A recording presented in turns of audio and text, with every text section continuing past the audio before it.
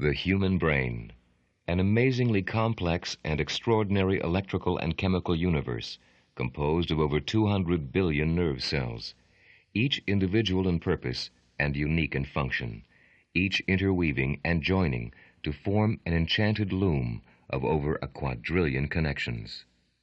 The human brain, a 3-pound mass of pinkish-gray tissue that would hardly rate the second glance of a casual observer, yet within its dark furrows, folds, and chambers lies the divine spark of light that gives animated life to the human body and the power of raw, godlike intelligence to the mind. The power that allows man to think, reason, and feel, comprehend, understand, and remember, desire, create, and achieve, the energized substance that enables one to transform thought into action and vision into reality.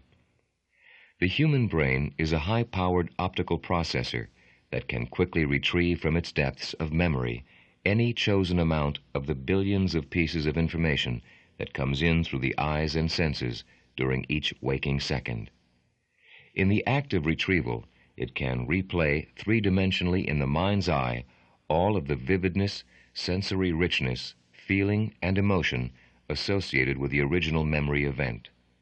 This unique ability of the human brain to form rich, emotion-provoking visual images is what separates man from animal. It is this internal light of the mind, this language of the brain, which we call intelligence, creative power, and imagination.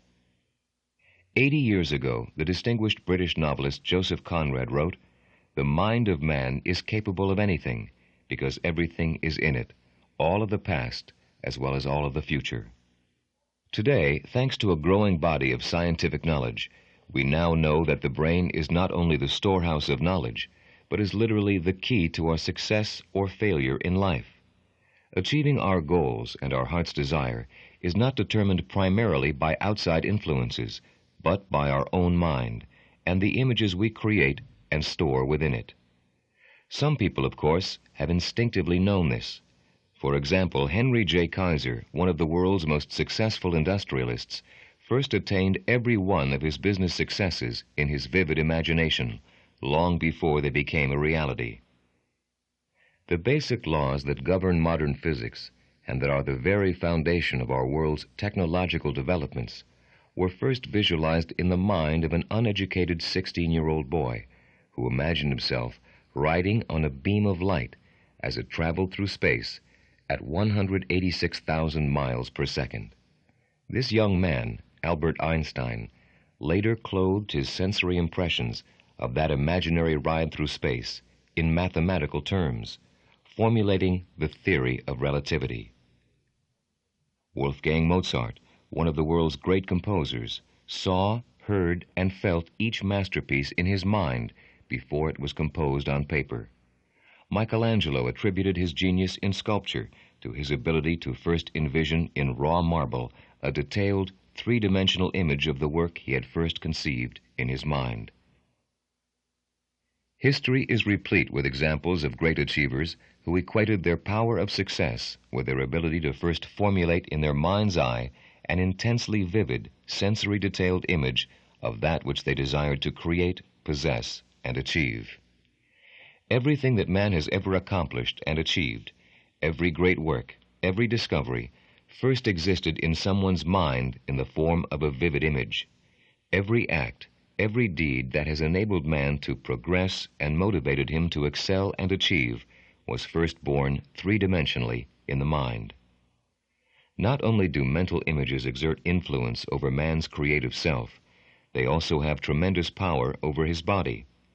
Our bodies react to mental images in ways similar to how they react to images from the outside, concrete world.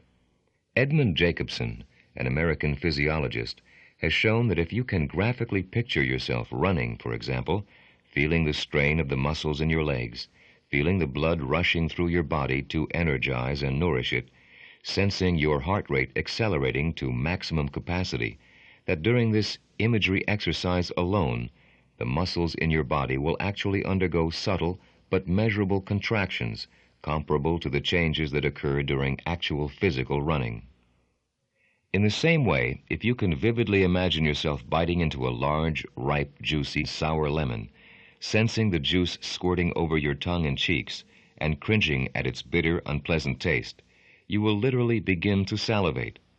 Or by creating the vision of a vicious, rabid, jaw-clenching pit bull dog chasing you, barking ferociously, and finally tearing at your clothes as it overtakes you, your blood pressure and heart rate will increase, and you may begin to perspire and break out with goosebumps on your arms.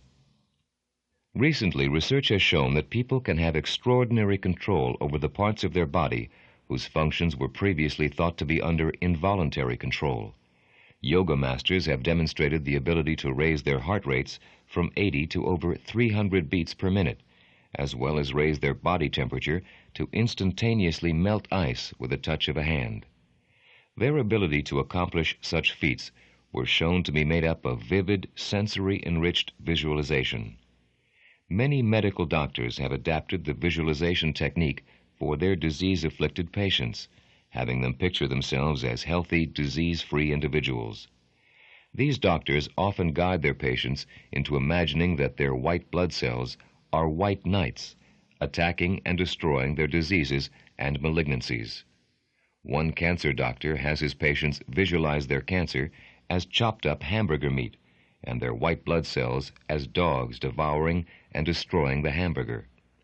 The doctors who incorporate these visualization techniques into their daily practice routine have reported incredible results with their patients, results that defy traditional medical statistics. Images held intently in the mind can literally affect every cell in the human body. Besides affecting our bodies, imagery has power over our lives, affecting our attitudes, how people react to us, and the opportunities made available for us to achieve our hopes and aspirations. Have you ever noticed that when you wake up with a cheerful disposition, with a positive attitude toward yourself and high expectations of the coming day, that your sensory impressions actually manifest themselves in the external world? People you meet seem to be more cheerful and happy, or become so in your presence. Events that draw your attention seem to be positive, or you tend to see something positive in them. A person who is sensitive to this cause and effect relationship feels intuitively that almost like magic, any pure image that he can hold in his mind will eventually manifest itself into a physical, concrete reality. The effects may extend beyond day-to-day events into the future. For example, a person who has held in his mind a vivid image of a dream house in the countryside, he can see, hear, touch, taste, smell, and sense emotionally, in exquisite details, all of the elements associated with the country house. This person may find that through no conscious effort of his own, that such an opportunity to acquire the home avails itself to him. And many of the characteristics of his new country environment correspond to the image he held originally in the past. Taking visualization and its power one step further, physicists have begun to study body energy and its effects on the world outside of the body. Numerous experiments have been conducted that clearly illustrate that visual images, embellished with the rich sensory detail of sound, touch, taste, smell, and fired with emotion, can produce measurable energy that directly affects objects in the physical world. The researchers also found that if the images were vague, lacking in detail and feeling, they possessed no power to impact upon matter. An ancient biblical scripture writer spoke a profound truth when he wrote, "As a man thinketh in his heart, so is he."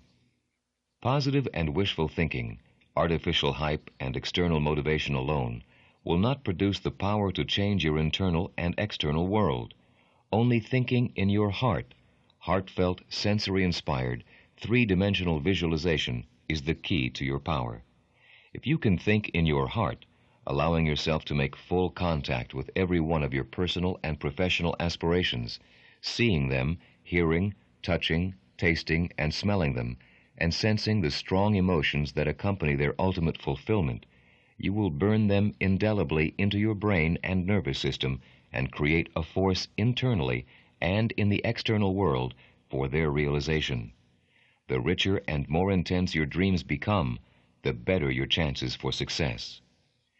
If an image we hold in our mind ultimately expresses itself in concrete reality, then each of us possesses the power of creation, the power to make of our lives that which we desire, the power to create a personal inner and outer world that is rich in purpose and content, a world that is laced with achievement and success. Vivid, sensory-rich visualization is the mechanism of this creation.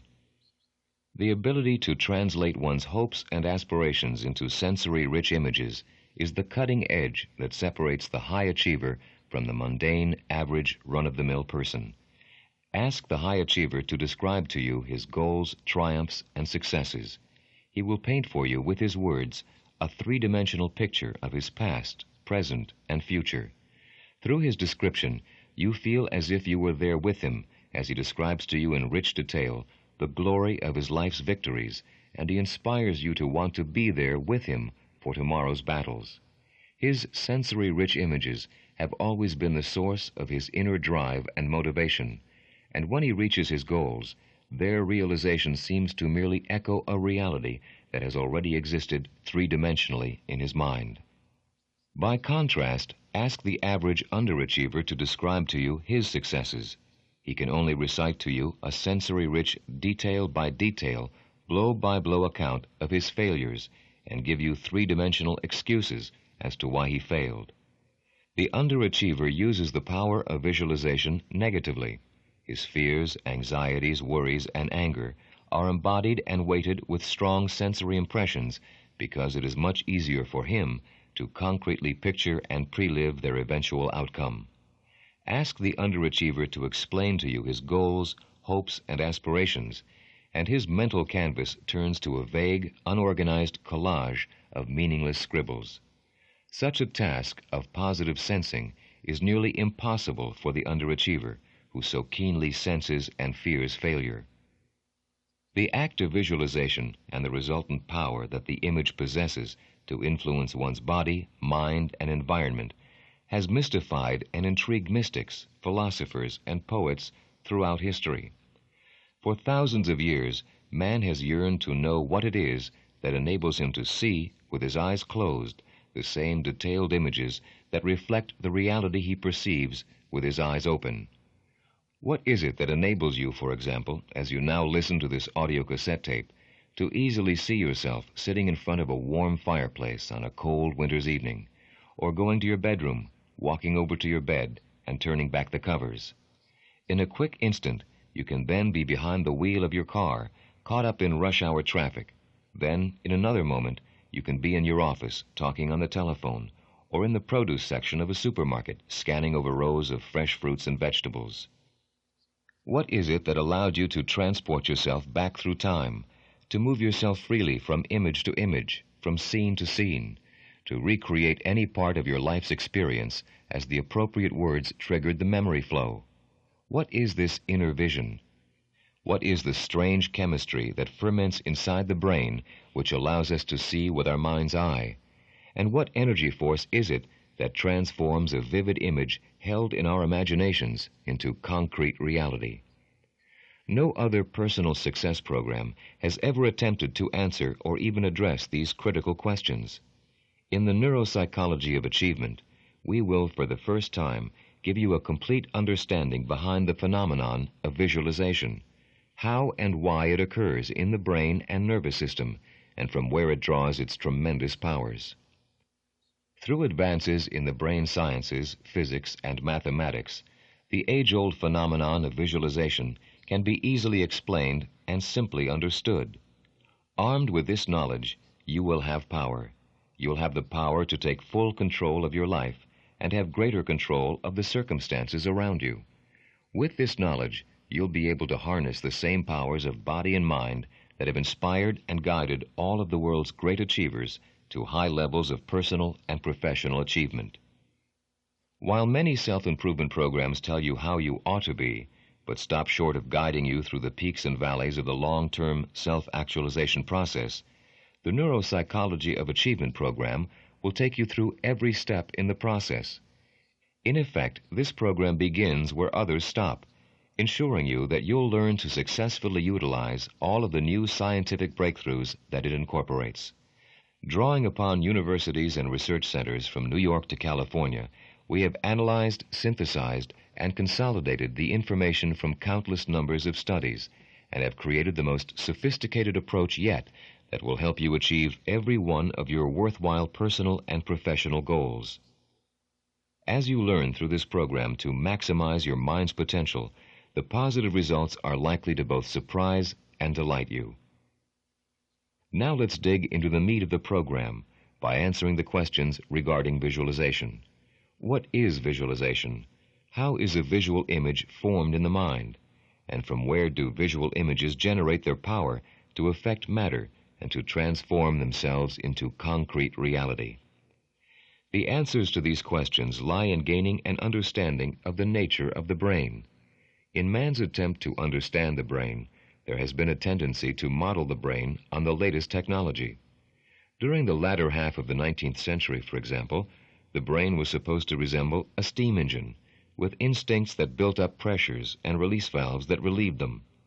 In the early 20th century, the brain was compared to a telephone switchboard.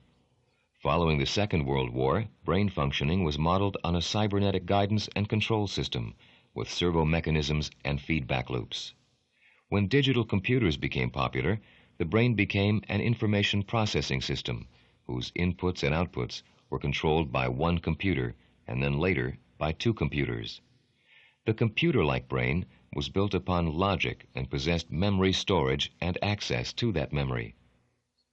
All of these models for viewing the nature of the brain shed significant light on our understanding of brain function, but they all fell exceedingly short in explaining the most basic phenomenon of the brain's ability to store billions upon billions of visual images in its memory and its ability to recreate those images in their full visual and sensory detail within the mind's eye.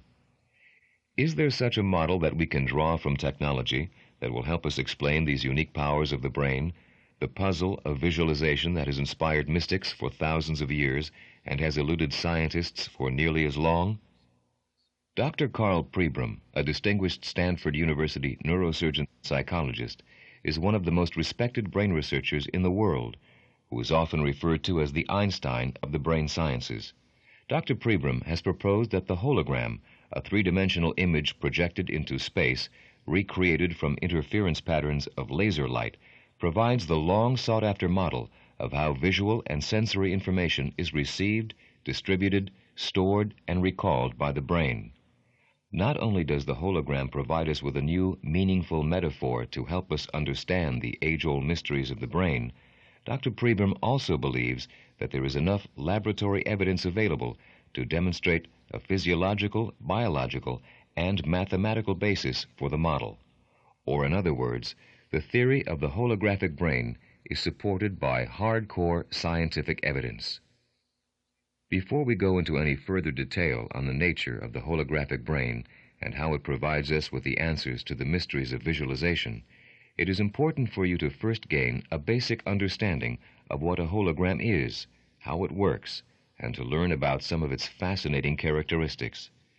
Then, after you have acquired a simple understanding of holographic theory, you'll learn how and why the hologram is the perfect technological model for understanding the complex human brain. And then finally, once you're armed with this knowledge, we'll together begin to explain, unfold, and understand the mysteries of the human brain. If you have never seen a holographic image, it at first may be difficult to visualize exactly what it is and how it looks through only a verbal explanation. But with some simple explanation mixed with imagination, you'll be able to picture accurately in your mind's eye what a hologram looks like. So as I explain, close your eyes for a moment and follow along with me in your imagination. Pretend that you are sitting in a dark room in your house, quietly reflecting upon a peaceful subject. As you gaze ahead into the dark ether of the room, an apparition or a ghost-like image suddenly appears, suspended in midair, a few feet before your eyes. For a moment, you think you're hallucinating, thinking perhaps you shouldn't have eaten those wild mushrooms you picked earlier that evening from your yard. As you look closer, you see that the apparition, is in the image of your wife. If you're a woman, pretend it's your husband. This is ridiculous, you think. This certainly couldn't be your wife because she is visiting at her mother's for 3 days. But she appears so real, so well defined, that you reach out to touch her.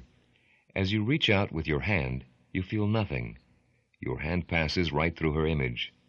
Perplexed, you walk around this three-dimensional image and discover that you can view it from all sides and from top to bottom. Then, in a near state of panic, you hear coming from the back of the room the imp-like mocking laugh of your spouse.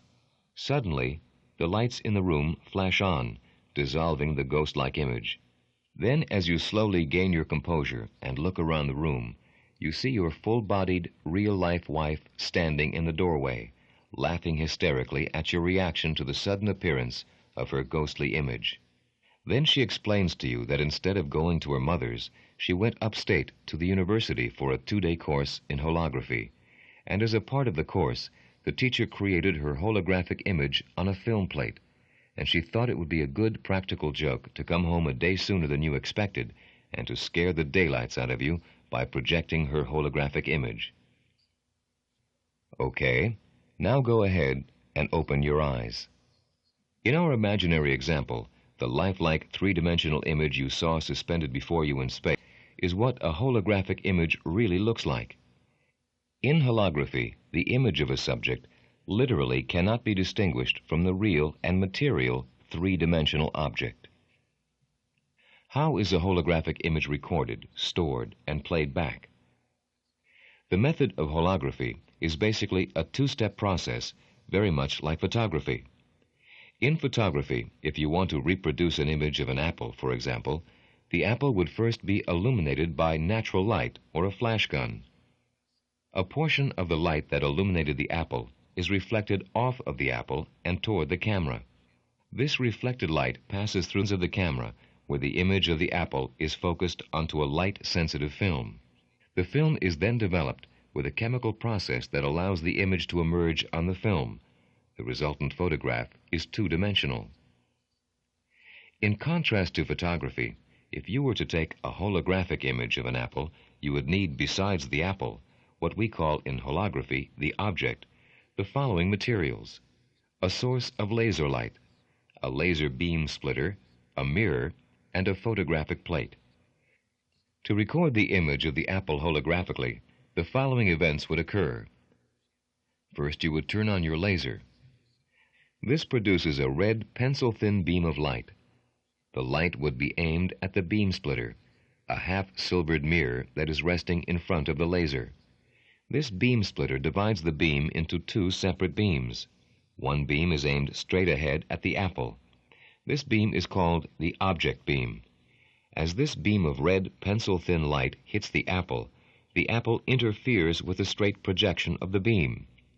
This interference causes the beam to be broken up into wave-like patterns, much like the wave pattern that is created when you drop a pebble into a pond. These waves of light then travel from the apple toward the film plate. Your second beam of light, called the reference beam, is aimed at a mirror that is angled toward the film plate. The light from this second beam is deflected off of the mirror and travels toward the film plate. Before the object beam, the beam bouncing off the apple, and the reference beam, the deflected off the mirror, reach the film plate, they collide with each other. This collision of the 2 beams of light creates wave-like interference patterns. This collision creates an effect similar to dropping 2 pebbles into a pond, creating concentric circles or waves that radiate out of each pebble. When the 2 sets of waves run into each other, they form an interference pattern. Where the crest of the waves meet, they make a wave that is twice as high. If a wave meets a trough, the 2 will cancel each other out to form a flat patch. If 2 troughs meet, they will make a deep trough. When 2 laser beams meet, they produce an interference pattern of light and dark. This interference pattern is recorded on the film plate. The film is then developed using normal photographic chemicals. In ordinary light, the developed film plate looks uniformly a silvery gray. Looking at the film plate, you cannot see the image of the apple, but only a barely visible complex of swirling wave patterns of gray and white. The key to reproducing the three-dimensional image of the apple is the reference beam. The process of holographic reproduction is like solving an algebraic equation. If you aim the reference beam at the developed film plate at the same angle as the original reference beam, it is possible to solve the equation, to crack the code of swirling gray and white bands, and reconstruct the original image of the apple. By shining the reference beam through the recorded interference patterns on the film, the waveforms will unravel themselves into a three-dimensional image suspended in space, an image that can be viewed and studied from different angles. If you are not familiar with holography, and this is the first time you have ever heard an explanation of what a hologram is and how it is produced, at this point you might be a little confused. But don't dismay. To make this process as clear as possible, open up your Neuropsychology of Achievement study guide to the first module titled Your Holographic Brain, the Power of Three-Dimensional Visualization, and refer to the illustration How a Hologram Works as I go through the explanation once again. I'll pause here for a moment while you locate the illustration.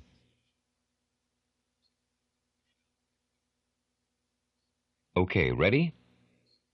A laser is the purest source of light available. It is of a single wavelength and color. To produce a hologram, a beam of laser light emanating from a laser source is divided by a beam splitter into two separate beams. One of these beams, the object beam, travels in a straight line to the object, in this case an apple, which it illuminates, bounces off of, and travels toward an undeveloped light-sensitive film plate. The other beam, the reference beam, is aimed at a mirror angled toward the film plate, deflected off the mirror, and continues on toward the film plate as well. Before reaching the film plate, the two beams, the object beam and the reference beam, collide with each other. This collision creates wave-like interference patterns, and it is these swirling patterns that are recorded on the film plate. The film plate is then developed using normal photographic chemicals. Looking at the developed film plate, the naked eye barely perceives the unintelligible swirling gray and white interference patterns created by the collision of the object and reference beams of laser light. To reconstruct a three-dimensional image of the apple, the object, all that needs to be done is to direct a second reference beam at the developed film plate that is at the same angle as the first reference beam. Once illuminated with the reference beam, the once silvery gray film blossoms forth an image into space, a three-dimensional image of the apple that cannot be distinguished from the real and material three-dimensional object. It is important to note that the holographic image is not seen on the film plate itself, but is projected from the film plate into space. And the holographic image you see is real. It is composed of electromagnetic energy and is the byproduct of an electrical and chemical reaction. If you were to compare your photograph and hologram of an apple and cut your photograph in half, you would have half an image of an apple. Cut your hologram in half, and you will still see an image of a whole apple. Cut your hologram into 100 pieces, 1,000 fragments and more, and shine a reference beam through one of the fragments, and you will get an intact image, though slightly more blurred than the original. You can scratch, stain, or mutilate the surface of holographic film and still not harm its ability to project a full, three-dimensional image. The image on the hologram is distributed over the entire film plate and is nearly indestructible. When these unique properties of the hologram first became known, brain scientists such as Dr. Carl Pribram saw a strikingly similar parallel between the hologram and the brain. Neurological research has long confirmed that severe brain injuries either destroy in total all of stored memory or none of it, leaving it all intact. For example, if a person has a stroke and half of his brain is destroyed, he doesn't come home and recognize only half of his family. He either remembers all or none of them. There is no relationship between how much tissue is damaged in the brain and how much memory is lost. Research has shown that if 98% of the brain is destroyed, that the remaining 2% of the nerve fibers can retain the whole system's memory function. The brain is amazingly redundant. Neuroscientists then concluded that memory is distributed throughout the brain, just as the holographic image is spread over the entire surface of the film plate. Other similarities arose linking the brain and the hologram. For example, the similarity of the brain and hologram for their ability to store tremendous amounts of information. A single holographic plate can receive and record many different images if it is rotated so that a reference beam strikes it at varying angles. 1 cubic centimeter of a holographic film plate can store over 10 billion bits of visual information. The only known system for storing information more complex and sophisticated than the hologram is the human brain. And the final and most astounding similarity is the ability of both the hologram and the brain to reconstruct from their stored memory three-dimensional images, visual images that are electrochemical representations of reality. Now, after years of research and following a great number of studies, scientists have concluded that the hologram is the long sought-after model of how information from our life's experience is received, integrated, stored, and visually played back within the brain. Human memory is stored or encoded holographically in electrical and chemical patterns distributed throughout the brain, and is recalled or decoded sensorily in sight, sound, taste, smell, and emotion when the proper electrochemical stimuli triggers the memory. If this sounds confusing, let me explain. How many times have memories long stored in your brain and seemingly forgotten suddenly become activated by a smell, taste, sound, or other sensory stimulus? For example, have you ever walked past a bakery and have the delicious smell of freshly baked bread instantly revive memories and sensory impressions that haven't been thought of in decades, perhaps provoking visions of the oven where your mother baked bread when you were a small child? How eagerly you used to spread butter and jam over the warm slices, and how you would savor every bite, allowing your taste buds to fully enjoy the experience. This smell also brought back the emotions of security, warmth, and nostalgia that were associated with your early years at home. Then, as a result of these awakening memories, a whole new set of sensory impressions were projected clearly before your eyes, made easily accessible for total recall. Or you may have experienced the effect of hearing an old song on the radio, a song you haven't heard for years. What kind of memory and emotion suddenly wells up inside of you as a result of this sensory stimulus?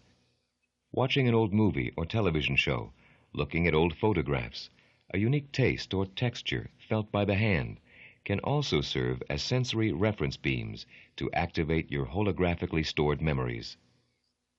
How precisely does the brain act as a holographic processor? As we go about our daily activities, as we simultaneously experience the richness of sight, sound, taste, smell, touch, and emotion that every conscious moment affords, our senses beam literally thousands of impulses to our brain every second. As light and images come in through the eyes, they are translated into nerve impulses, creating waveforms that travel to the brain. As sound waves enter the ear, the auditory nerve translates the waves into electrical signals that also flow to the brain in waveforms.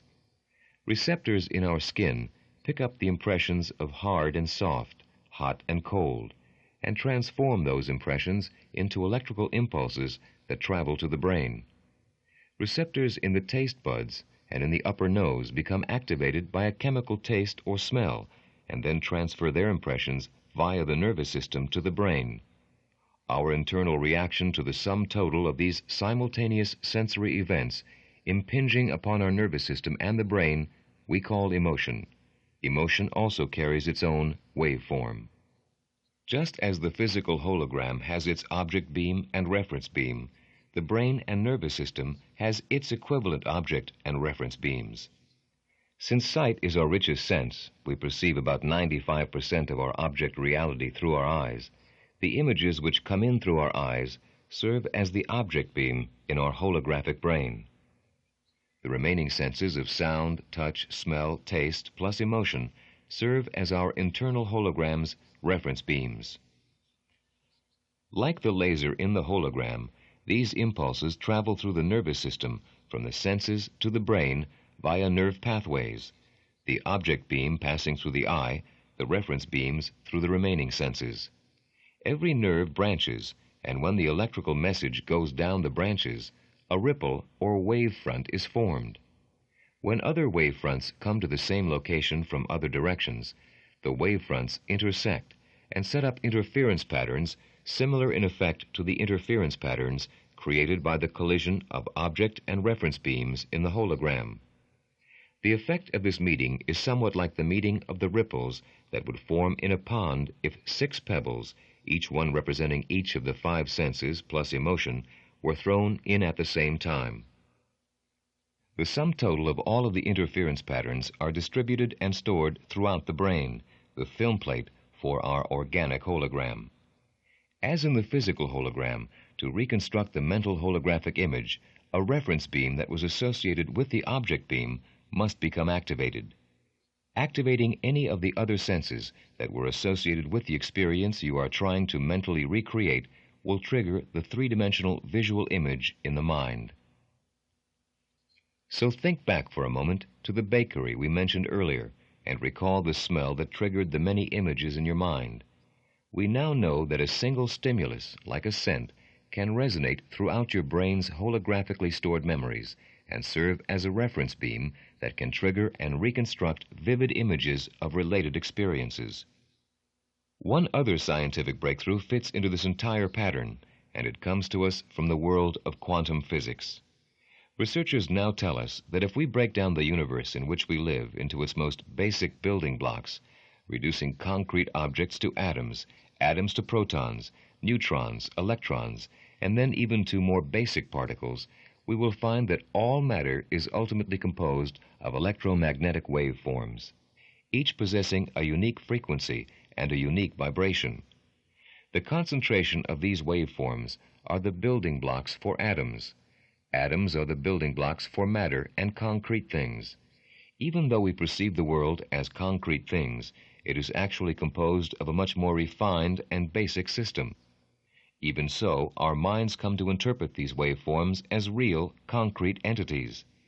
If our senses were tuned to respond and to resonate to a higher frequency of energy, we would probably be able to consciously perceive these waveforms. But since we are sensitive to only the energy found in the colors ranging from red to violet, we see the world through our conscious experience as objects. Of all the electromagnetic energy that surrounds us, we experience on the conscious level less than a billionth of what is going on around us. As in holography, the image you see is not on the film plate, but projected three-dimensionally in space. So it is with the brain. The images we see through visualization are really not in the brain, but are a byproduct of the brain's electrical and chemical reactions, an image that is suspended three-dimensionally in space. Though others cannot see your mental projections, they exist in reality. They are real. They are composed of electromagnetic waveforms that possess energy and matter. In essence, according to the laws of quantum physics, your visual images are matter. The sharper the visualized image, the more it has been imbued with sensory detail and emotion, the greater electrical force it will generate, and the more it will mimic concrete reality. Given this understanding, we can begin to conceptualize why visualization is such a powerful force over the mind and body. Whatever vivid images we create of ourselves in our mind, they will be interpreted by our nervous system as real, because in reality, those images are real. If we can truly imagine ourselves as successful, healthy, and happy high achievers, pre-living that life in our mind's eye in rich multisensory detail, the images we create will become a nervous system blueprint for success. The images will be received by the nervous system as if they were already a concrete reality. A law in physics, more precisely a principle called the law of electromagnetic energy, tells us one other important truth. Whenever we create an electrical energy field, we simultaneously produce a magnetic field, an attraction force. Thus, there is now a scientific basis for the age-old belief that which we vividly imagine will be attracted to us. This is the law that gives sensory-rich three-dimensional visualization the power to affect reality. Whatever we sense with purpose, power, and emotion, we will create a strong electromagnetic field that will begin to attract forces in the outside world to us. By sensing life as productive, happy, and healthy, and by activating the power of the three-dimensional image that specifically details those ideal conditions, you will actually create the opportunities around you to make your vivid hopes, dreams, and aspirations a conscious, concrete reality. On the contrary, by dwelling on your fears, frustrations, and failures, you will attract those things to you that are of similar quality. Literally, our holographic brain and the power of three-dimensional visualization makes each and every one of us self-fulfilling prophets. We become and create that which we choose to visualize. From the beginning of this module, we have come a long way. You have been introduced to many new concepts and ideas. It might be difficult for you to grasp all of this new knowledge and information the first time through. And don't be frustrated if you can't remember everything that was said. The beauty of an audio cassette program is that you can play back the information as many times as is necessary to fully understand and comprehend the information. Your study guide will also assist you in mastering this material. In summary, here are the principles we discussed in this first module. First, you learned that the phenomenon of visualization and its power to influence body, mind, and matter has been a mystery to man since the beginning of time. Second, you learned that through recent discoveries and breakthroughs in brain sciences, physics, and mathematics, that it is now possible to explain and understand how and why visualization occurs in the brain and nervous system, and why it has such tremendous power over our internal and external lives. Third, you learned that the hologram, a three-dimensional image recreated from the interfering patterns of laser light, provides the long sought-after model of how information is received, distributed, stored, and visually recreated in the brain. Fourth, you learned that the visual images we generate are projected from the brain, that every visual image is composed of electromagnetic energy and consists of matter. Vividness and sensory detail increases the energy and power of the visualized image. In essence, what we visualize is real, and our bodies and mind interpret our visual images as reality and react to them accordingly. And finally, you learn that our visual images produce a magnetic field that attracts to us those things that we vividly sense and visualize. This attraction force is what gives us the power to control our lives and our environment for either success or failure. In Module 2, you will discover more fascinating insights into your holographic brain and nervous system. You will learn that it is possible to input sensory-rich, achievement-oriented goals into your holographic brain and have access to their positive effects through prescribed patterns of eye movements.